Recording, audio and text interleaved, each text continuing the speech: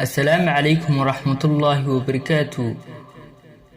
maanta waxaynu muuqaalkeena ka hadli doonaa faa'iidada uu leeyahay waqtigaaga oo aad maareysaa iyo dhibaatada aad ka dhaxlaysid waqtigaaga oo aad lumisaa.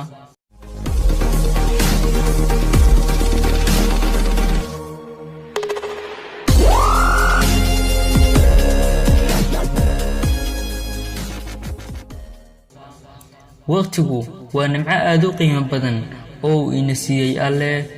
badanaa dadka oo dhan waxa ay ka faaloodaan waqtiga iyo habkii ay ugu maareyn lahaayeen noloshooda oo ay uga faa'iideysan lahaayeen, balse dadka ama cidda ay u hirgasho faaladoodaasi waa dad tiro yar.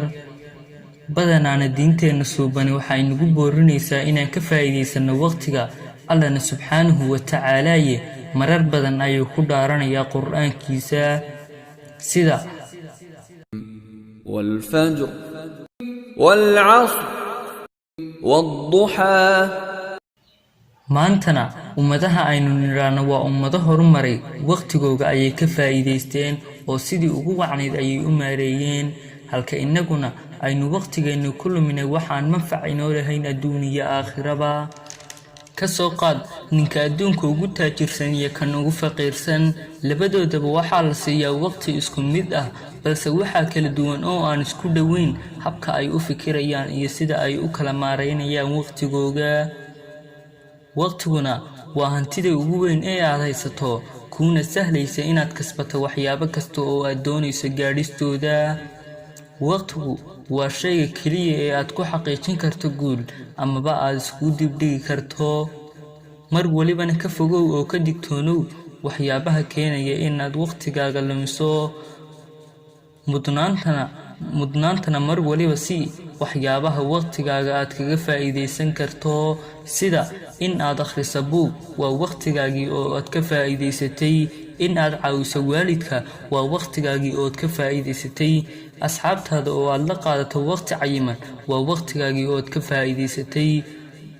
qabana shay kasta oo aad uga faa'iideysan karto waqtigaaga, kana dheerow waxyaabaha dib kuu dhigaya aanayna waxba kaa soo gelaynin, sida in aad waqtigaaga ku lumiso daawashada musalsalaadka iyo ciyaaraha iyo ku mashquulidda iyo muhiimadiinta moobilkaaga iyo waxyaalo kale oo dib kuu dhigaya. waqtiguna qiimo weyn ayuu ku leeyahay nolosheena, balse ma dareensanin hadda.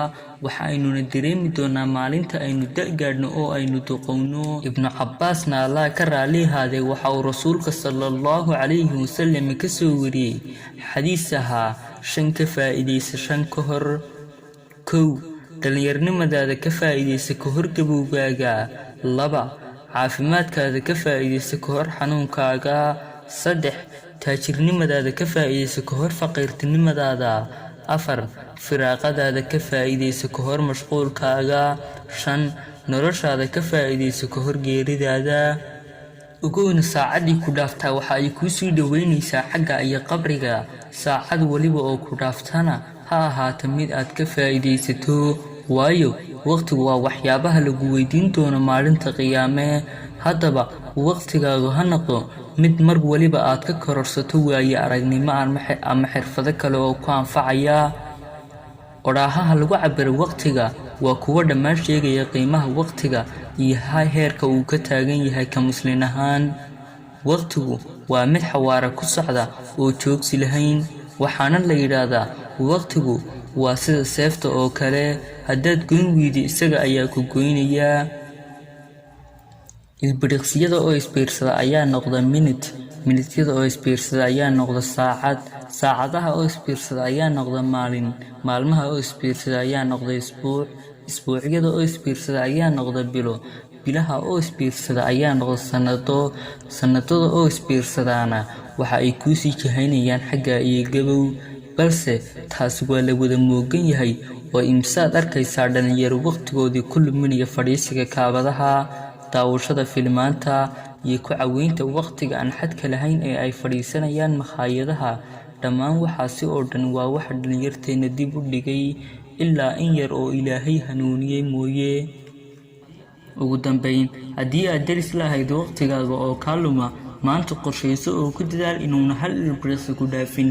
hadduu ku dhaafana uu ahaa mid aad ka faa'iideysatay, kadibna waxaad is arki doontaa adoo ka midha caalamkii hore ee aad ku jirtay ee ahaa micno darrada iyo luminta waqtiga. waxaa jirta odhaah aad u qiimo badan oo laga yidhi waqtiga waxa ayna ku odhanaysaa maalintaadu yaysan ku dhaafin faa'iido la'aan, maalkaagana ha dhigin waxqabad la'aan, waayo cimrigaagu waa uu ka gaaban yahay inuu dhammaado faa'iido la'aan, maalkaaguna waa uu ka yaryahay in la dhigo waxqabad la'aan. maanta muuqaalkeennu intan ayuu ku kooban yahay. wasalaamu calaykum waraxmatullaahi wabarakaatu.